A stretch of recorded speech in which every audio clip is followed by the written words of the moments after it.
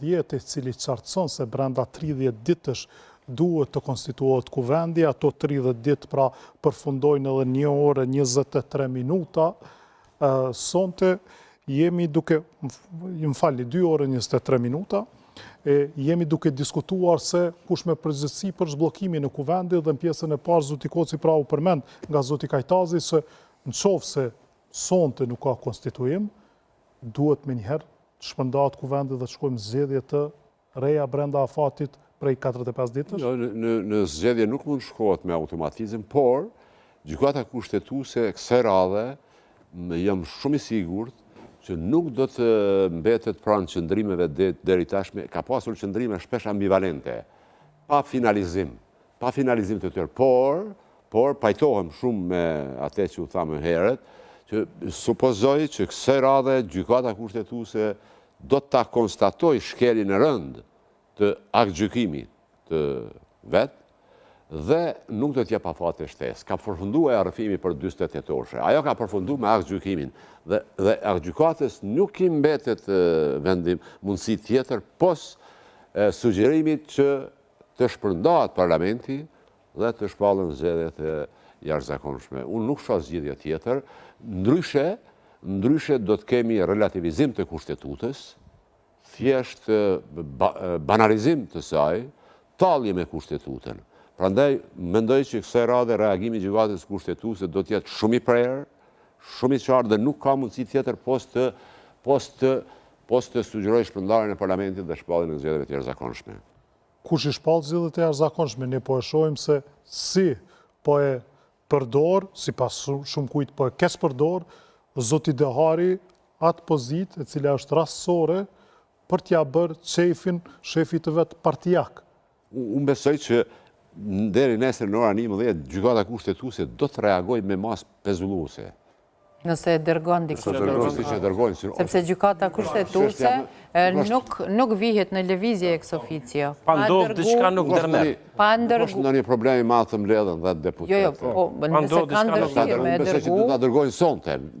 Normal sonte 12 ora duhet me besoj që sonte do të 12 ora faktikisht shkelet kushtetuta. Edhe unë besoj për me bëni qartësim në ato që ka thash është që jo thjesht që gjykata e konstaton masane që është shpërnda kuvendi, po kuvendi, sipas procedurave dhe sipas logjikës që është ndërtuar, edhe kushtetuta dhe krejt aktgjykimet konsiderohet i shpërndar. Dhe tash tema është veç kush i shpall zgjedhjen. Dhe problemi është këtu që ne kemi një ushtruese të detyrës së presidentës, siç i kemi ushtruese të detyrës në gjithçka tani në Kosovë, dhe kjo është fatkeqësia më e madhe besoj unë, që ka me refuzu me bë këtë gjë. Siç po refuzon ta zbatoj vendimin e gjykatës kushtetuese edhe zoti Dehari, që ju po thoni rastësisht e merr atë pozicion, po Albin Kurti e kandidon atë zotëri për ta marrë atë pozicion. Për ta kontrolluar atë sekond.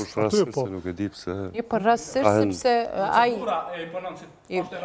Po do se rastësia e moshës. Jo, kuptimin e moshës. ai rastësisht është më i vjetri deputet i zgjedhur. Pra pse është rastësisht? Ajo është normë, tregohet që para caktuar. E ka shfrytzuar, e ka paraparë. Jo, po do të thonë që situata është e komplikuar për arsye se dikush i mendon ta bllokojë secilin cep.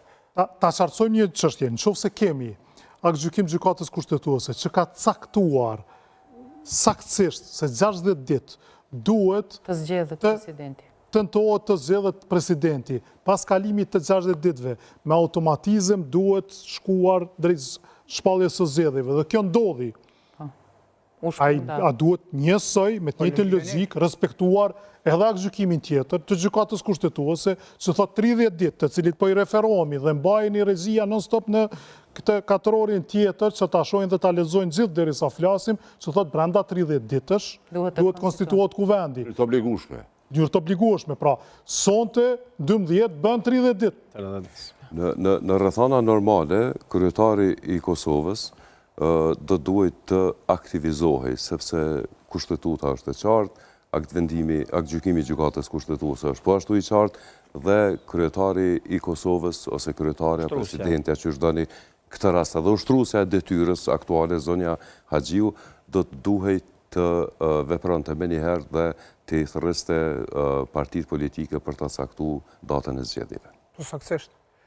Saktësisht prova ka shumë sakt, veç shumë e angazhuar është presidentja. Po, Veç nuk për të është kundërtën. ushtruese detyrës, mo duhet me kuptu. Veç për të kundërtën. Avokat, po ju kuptoj drejt. A është Albin Kurti ku është keq ushtrues kuptimi? detyre Pa i po kryeministrit? shkon se s'po ka sankcion. Po edhe kjo s'ka sankcion. A di që shoh gjykata Është njëjta kushtetuese? gjë. keq kuptimi, a di ku është se- Vendimet e gjykatës kushtetuese i ngjajnë një kundërvojtje që e bën kundërvojtje e hanë gjuhën. Kundërvojtje bile e jap do parë shkon.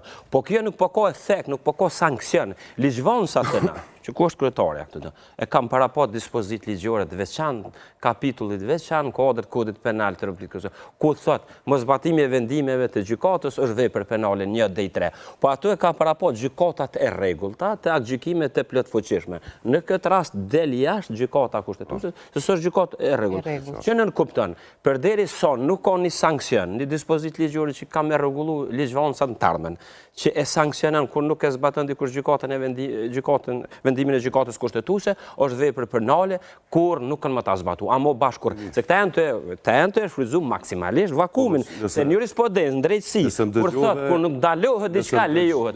Tu nuk ju kanë ndaluar sanksioni penal me dënim se çdo deputet, edhe kryeministri tek Unë thash, në një situatë normale, presidenti në këtë rast do të aktivizohej dhe do të ndërmerrte veprim. Veprimet po. Unë pres që zonja Haxhiu, zonja Albulina Haxhiu, e cila për mua vazhdon me qenë që shumë pikpamjen tem, është ushtruese e detyrës së presidentit, se vendi pa president nuk metet. Është son. Kjo është. Kjo nuk është, zoti Mehmeti, ashtu se s'është çep për një arsye. Po në momentin që e ka dhënë vetimin si deputete, vendimi i gjykatës supreme thotë nuk mund t'ju ushtron dy funksione. Pikërisht zoti Mehmeti, në këtë aktgjykim thuhet që seanca konstituive ku përfshihet betimi, zgjedhja e kryetarit dhe nënkryetarëve përfundon kur përfundon krejt procedura.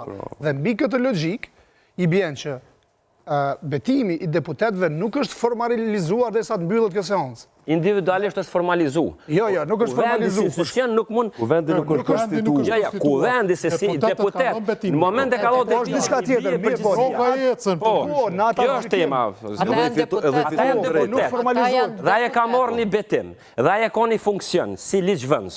Nuk mund në hedhë një pozit tjetër si ushtrues si president. Se presidenti ka autorizimet e veçanta që i thash. Deputetja e ka... Me logjikën e njëjtë s'kish mujt me qenë Albulena as ushtruese detyrë. Mune